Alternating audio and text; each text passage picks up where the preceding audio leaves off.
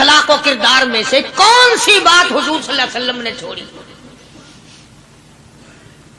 ہم اپنا پیٹ پہلے بھرتے ہیں، دوسرے کے لیے اگر سوچتے بھی ہیں تو وہ بھی بعد میں۔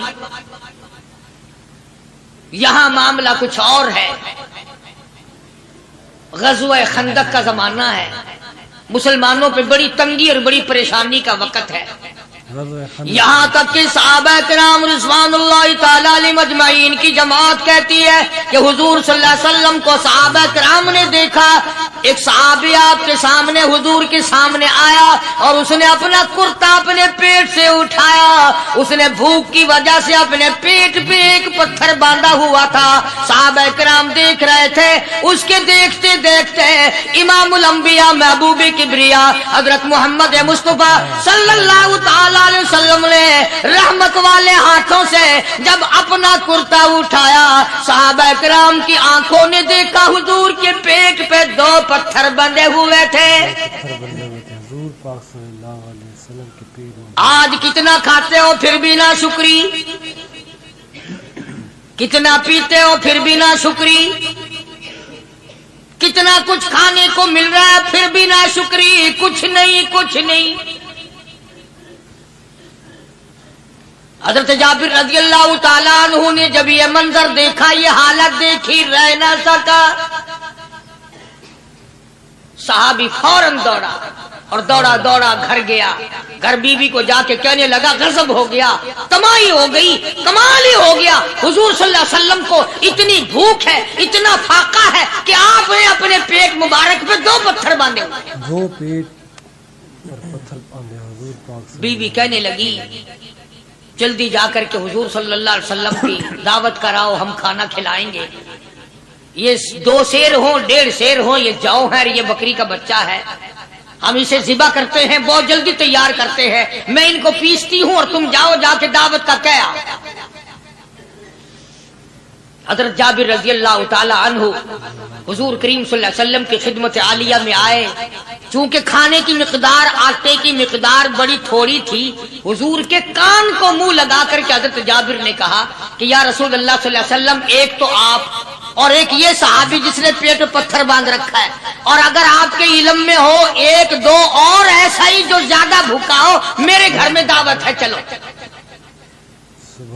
آپ لوگوں کا کھانا میرے یہاں ہے، ایک تو آپ اور یہ کہ یہ جو ہم نے دیکھا پیٹ میں بکری پتھر باندھے پھر رہا ہے، کمر سیدھی نہیں ہو سکتی، اور ایک آدھا اور اسی قسم کا جو زیادہ تنگ ہو رہا ہو۔ جابر نے تو اتنی بات کہی، حضور کریم صلی اللہ تعالی علیہ وسلم ایک بہت بڑے پتھر پہ کھڑے ہو گئے اور اعلان کر دیا تمام کا تمام لشکر چلے، سب کی جابر کی گھر دعوت ہے۔ سبحان اللہ سبحان اللہ۔ سارے کا سارا لشکر چلے،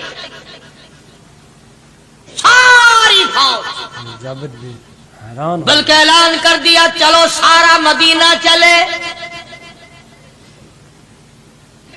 حضرت جابر رضی اللہ تعالیٰ عنہ وہی تو کھڑے تھے، بس قدموں کے نیچے سے زمین نکل گئی کہ یہ کیا بنا، کھانا تو 2-3-4 آدمیوں کا مشکل بنے گا، یہ 12,000 سے زیادہ بڑا لشکر ہے، اور آپ نے سب کو اعلان کر دیا، اب کیا بنے گا؟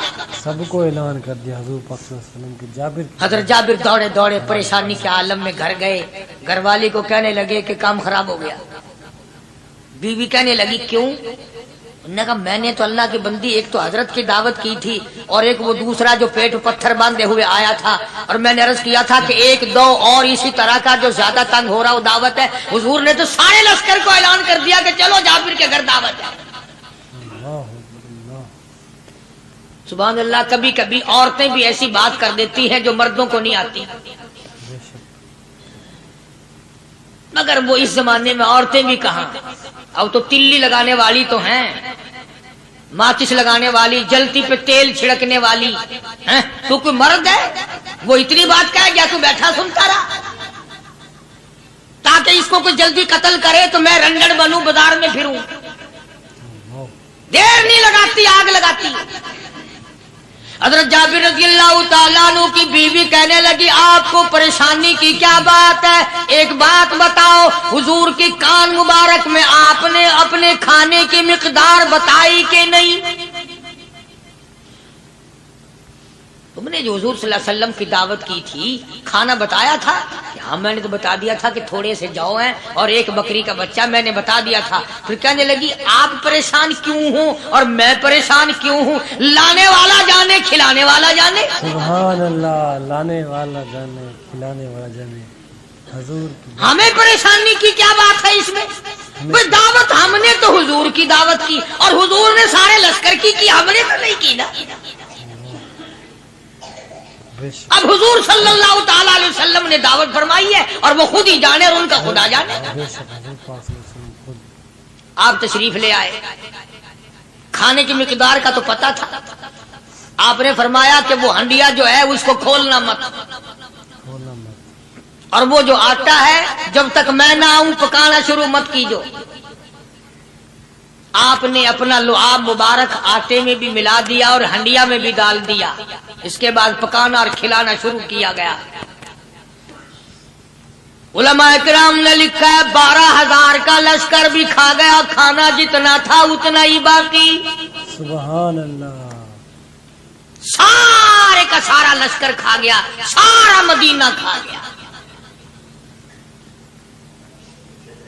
اب یہاں سے یہ ہمارے زمانے کے جو مردوں کے کفن اتارنے والے لوگ ہیں وہ ختم کا ثبوت نکالتے ہیں یہاں سے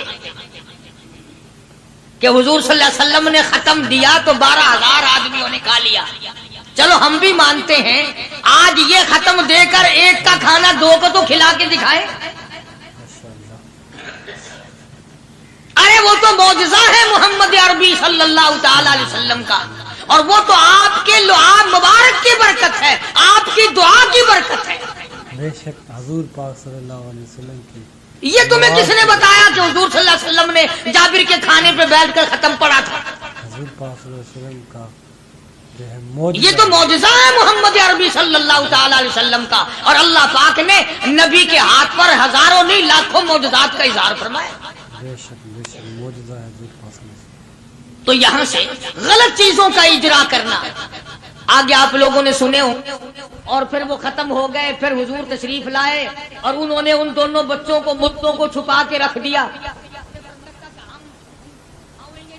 جب بچوں کو لایا گیا تو مردے تھے. حضور نے بچوں کو فرمایا تم زندہ ہو جاؤ. وہ کہنے لگے جب تک ہماری بکری کا بچہ زندہ نہ ہو ہم زندہ نہیں ہوتے. وہ ہڈیاں جوڑی حضور نے بکری زندہ کری جب وہ بچے کھڑے ہوئے. قرآن پھانسی دیتا ہے. افسانہ بنا کر پیش کرو نا وہ بڑا جلدی مانتے ہیں. اللہ امام الانبیاء محبوب کبریا حضرت محمد مصطفیٰ صلی اللہ تعالی علیہ وسلم کا قرآن کریم نے اسی جنگ میں اسی جہاد میں ایک واقعہ پیش فرما دیا. سبحان اللہ. اس واقعے سے پہلے پتہ کیا ہوا؟ حضرات صحابہ کرام رضوان اللہ تعالی علیہ مجمعین کے ہاتھوں سرکار دو عالم صلی اللہ علیہ وسلم بھی ساتھ تھے. کافروں کا ایک بہت بڑا بہادر پہلوان مارا گیا.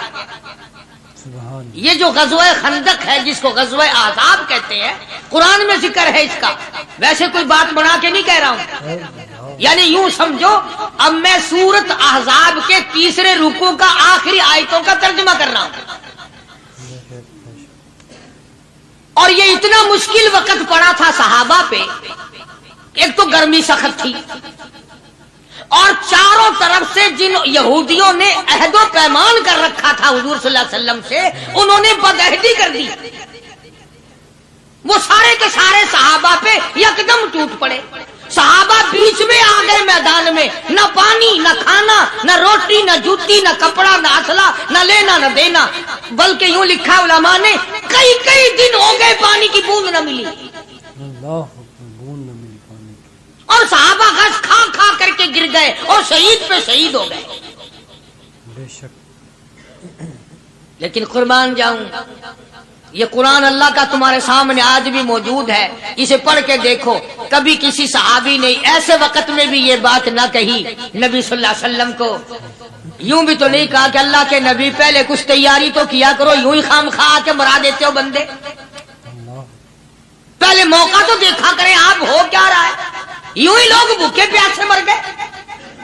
نہیں، اتنی ثابت قدمی اور اتنا ایمان تھا، اتنا جذبہ تھا، حضور کی ذات پر اتنا یقین تھا صحابہ کو کہ آج اس دنیا میں جتنا یقین ایک صحابی کو تھا، اربوں خربوں مسلمان مل کر بھی ایک صحابی کے برابر یقین پیدا نہیں کر سکے۔ سبحان اللہ، سبحان اللہ، کیا بات ہے۔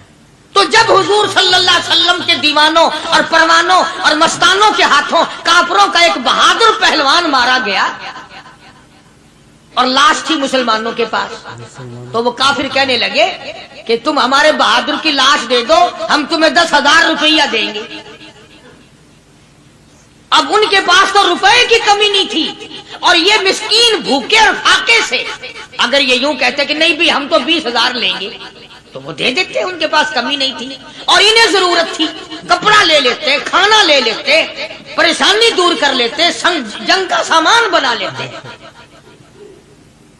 مگر مدنی کریم صلی اللہ تعالی علیہ وسلم کے سامنے جب یہ بات رکھی کہ 10,000 روپیہ ہم دیتے ہیں، ہمارے بہادر کی لاش دے دو، حضور نے فرما دیا جاؤ اپنے بہادر کی لاش مفت میں لے جاؤ، ہم مردوں کی قیمت کھانے والے نہیں، مردوں کی قیمت کھانے والے نہیں، سبحان اللہ۔ ہم مردوں کی قیمت کھانے والے نہیں۔